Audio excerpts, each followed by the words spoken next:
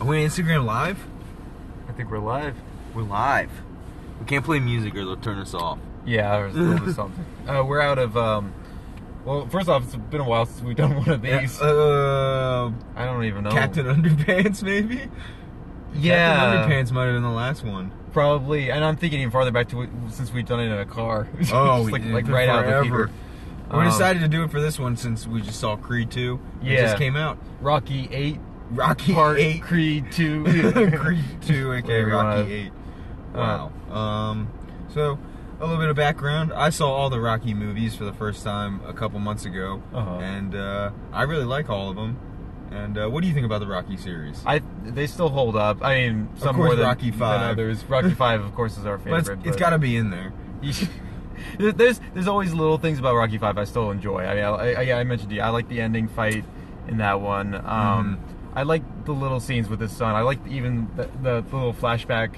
It was more like a dream sequence where they brought Mickey back for one little bit. Yeah. That was like when Burgess Meredith was so old too. Oh jeez, yeah. He gives him like a locket, something like we didn't even know about in the last. I think he needed like help movie. standing up and scenes. Yeah. But then, what do you think about Creed 1 as a continuation? Creed 1, I thought was. Not only did I really love it, but like it made sense to go that direction. Yeah. Rocky's story is kind of complete, really. Rocky's story is done. Yeah. We want to see the next generation. We want to see at least. I mean, Apollo is probably the closest companion to Rocky, and so to take it to his son's roots, I think that's probably the best. Well, yeah, we couldn't have Adrian boxing, of course. So no, no Paulie either, because they're all in a cemetery. Yeah, I'm on the same boat though about Creed 1. So what'd you think of Creed 2? This was fine. I liked it. Yeah, it's solid. I don't know if I liked it as much as Creed 1. I don't think so. It's I don't want to say like it follows beat for beat some of what the sequels kind of do, but it kind of does in some parts. It didn't really feel like a sequel to me, but it did feel like a kind of generic boxing movie. Sure. But all those generic things it did really well. Yeah. Like, it was pretty predictable, but still during the fights, I was still like on the edge of my seat. Like, the fights are really good. They are tense. They're pretty brutal. So you got Victor Drago, who's the son of Ivan Drago. They sort of returned from Russia basically to pick a fight, I guess, with to fight Adonis, the son of Apollo Creed, to regain their honor. Yeah, and they kind of come out of the blue. It's not like they already like signed up a deal to like challenge him and everything. They're all over the TV and headlines and whatnot. I guess Rocky and Adonis were really slow to like picking up that they were even in town to pick a fight. But that's one thing is like the timing and the pacing is kind of weird in this, where it just keeps you don't get a full grasp on like how many days are spent. In between all their anytime they come across each other in the film. But so yeah, they duke it out in their first ultra round ever, like 30 years I guess since the Dragos and the Rockies and the Creeds had come in combat with each other, and it doesn't go well for Adonis. No, it doesn't go well at all. I think of course with Rocky 3 and Rocky 4 we can kind of expect that when there's a fight in the middle of the movie, something's not going to go right. Yeah. Also, real fast, we got some quick comments here. What we got? Owl Wolf Possum, we got Owen waving. Says, laughing my ass off, this shit fire. Thanks, Owen. Thanks, Owen. Hope you get to see Creed 2. Yeah, I should. It's very good. Yeah. Some other things. Michael B. Jordan, he's great. Yeah. His shoulders are insane. He looks like a funnel. He was already really ripped in the first Creed. He like goes all the way in this one though. Yeah. And we have I don't know the actress's name who plays Bianca, the girlfriend. Tessa Thompson. Yeah. She's good. She does that teary-eyed, on the verge of crying thing a lot. Sure. Yeah. Like on damn near every scene in this movie. There's a bit. Yeah, and this isn't really spoiled. He decided to hook up. Like he wants to get married. I don't know if there actually isn't a marriage. He proposes. He proposes. We don't. And then she's with child. Yeah. This is, of course, playing off Rocky 2. Yes. Where Rocky has a kid in the second movie. They don't.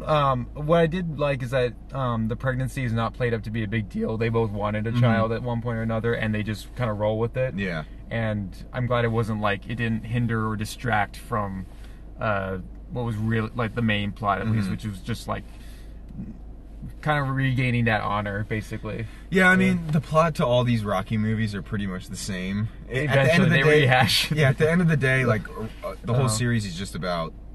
It's not how hard you get knocked down. It's about getting back up. Yeah. That's what all the Rocky movies are about. And you always have a choice. Yeah, too, always have a choice. But I think something that just came to my mind is having the baby in there did kind of give an idea of the time progression. Yeah. That you said was off a little bit, because I guess they do go from showing them. I guess when it hit that point in the film, I was able to keep up to it. But from like before then, it was just time loops just here and there. Yeah, because it starts off with Apollo as the world heavyweight champion. Yeah. So obviously there's been a time jump since the first movie. Like in the world, and he can just walk around Philly like it's no big deal. Nobody. Yeah. No paparazzi. That, like I guess I thought they were gonna play that up a little bit. Like it just becomes too overwhelming. Like he just kind of wants to like settle down and live his life, but I guess he wants one last fight once. These old little rivals from Moscow show up, or Ukraine, but yeah. So yeah, I thought Dolph Lundgren was really good. Yeah, he was very stoic the whole movie, but he had that kind of sad, pissed off look in his eye the whole movie. It's interesting. Like he's evolved enough that he can now show emotion, which he couldn't do in Rocky 4. Yeah, well, he wasn't supposed to in Rocky 4, but yeah. And then his son. Victor Drago, I believe, is a real boxer. That's what they tend to do for these Rocky movies. Get real boxers. But he was good. Yeah. Yeah, as an actor, he was fine. Scary looking. Oh, dude, yeah, he's terrifying. Just a total beast. And that was one thing too, like, because the opening of this film too highlights them first before it even goes to Creed. Like, because Creed's kind of living the life. He's the world champion right now, and you're just seeing just the inner training cycle that Victor's kind of going through right now. Yeah. His dad just being very overbearing. Oh yeah. But both of them, kind of just in turmoil too, where just they feel dishonored from their family, from their friends, from basically they were representing Russia. Yeah. And everybody was just giving them shit for the rest of their lives. And I was really, really digging that story of them two, of that subplot. Unfortunately, I feel like it doesn't get fully developed, but it's really good. Yeah. I don't even know if there was enough closure by the end. Like it tried a little bit, but I wanted something more, a little bit more punch, no pun intended. But yeah, Apollo is really the only developed antagonist, I feel like, in the Rocky series, and now they're trying to do that with Ivan Drago. I feel that it's good because I don't care about like Mr. T. Sure. Like I don't really care about his kids. Yeah. But Ivan Drago was such a like cartoony, larger than life character that I feel like people wanted to kind of catch up with him again. And what'd you think about Stallone? He's fine in this. He's good. He's probably given a little bit less to do now. I think he knows that this is he's supposed to kind of fill the mentor shadow now, and that it's the Creed film. Yeah. And I was fine with that. Like he did his part fine. There was just again they add the side storyline with his son, I guess, who's still kind of been out of touch with for a while. I felt like that was a little rushed too. Yeah.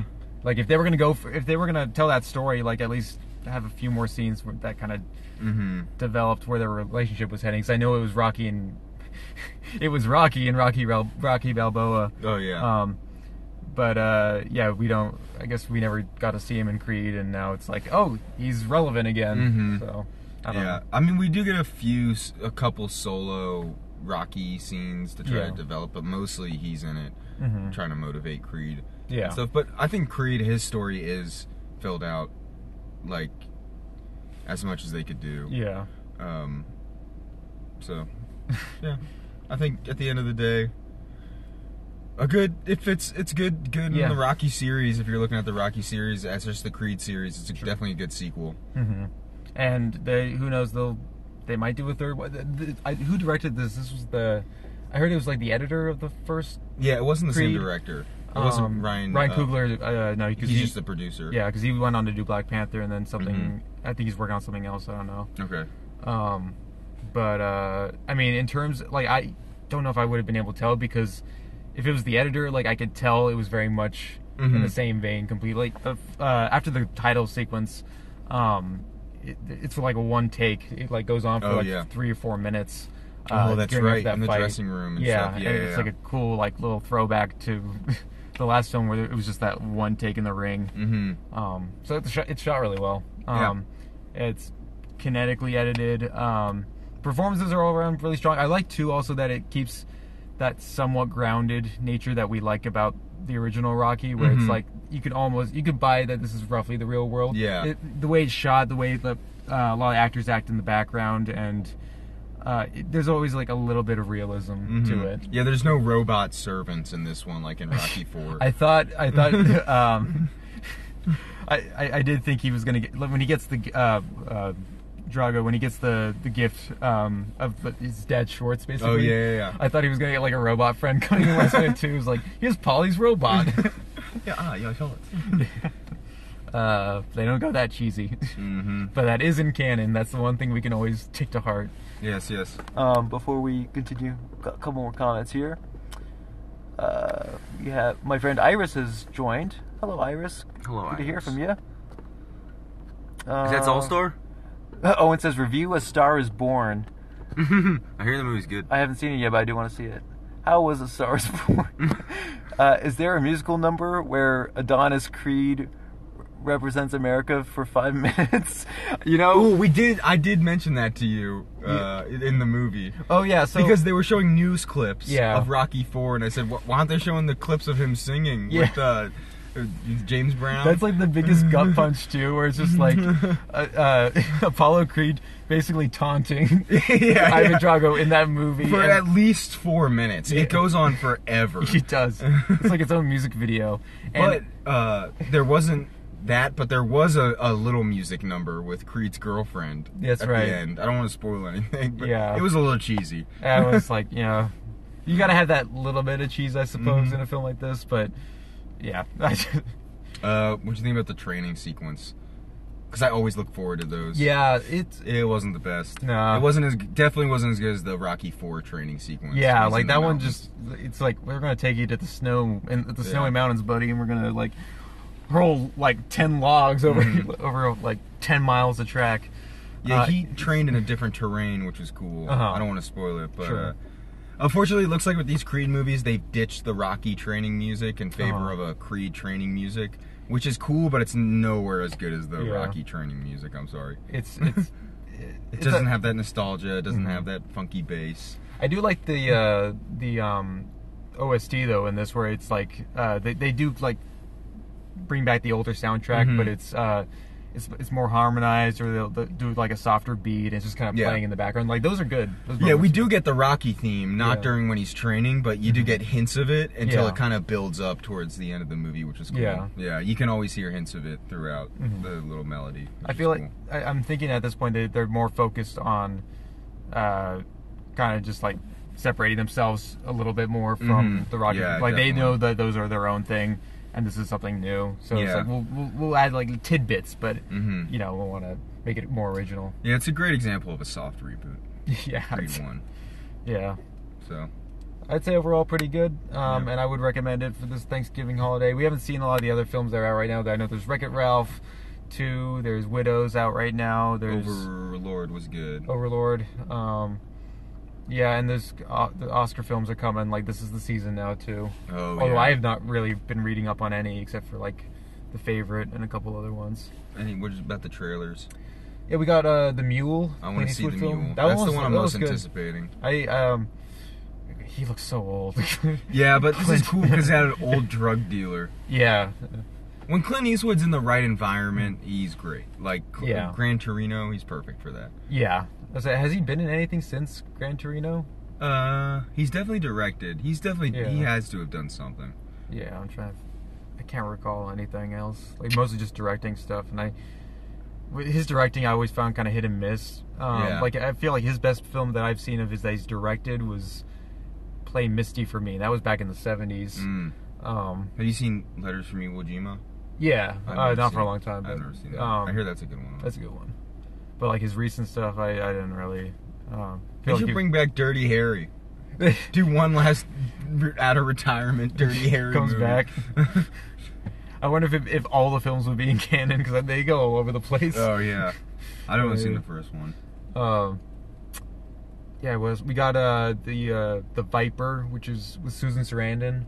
Oh yeah, it's boring. So that was a weird trailer because it had the YouTube Original Movies logo at the beginning, and I don't think I've ever seen that before in the theater. No. So they're probably gonna play it on YouTube Red when it comes out. Oh yeah. But it's about a mother whose son is like captured in Syria, and she's trying to raise a fundraiser to bring him back. Yeah, but it was weird in the trailer. It's like she gets a message like your son's kidnapped, and she goes shit. Like she's not like sad. Yeah. She's like pissed off. And then it's just diplomatic interviews with other people that can help her the whole movie. Like there's nothing really engaging about it other than I guess like, oh, my son's life might be at stake. Yeah. But we don't know what's going on over there, so then there was the Kevin Hart, Bryan Cranston movie. Yeah, that was it looks cheesy, but it looks like it could be fun. I mean, I feel like Kevin Hart and Bryan Cranston could be good together. Yeah.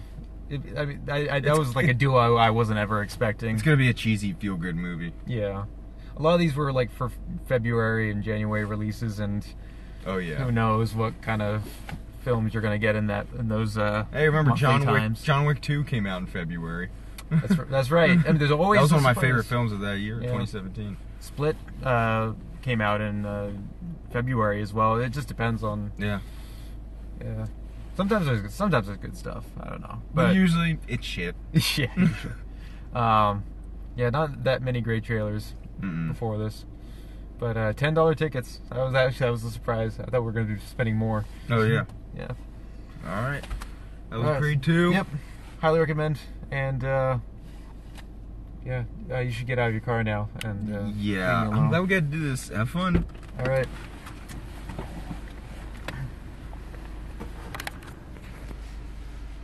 Jake, where are you going? Jake! Can't do this to me.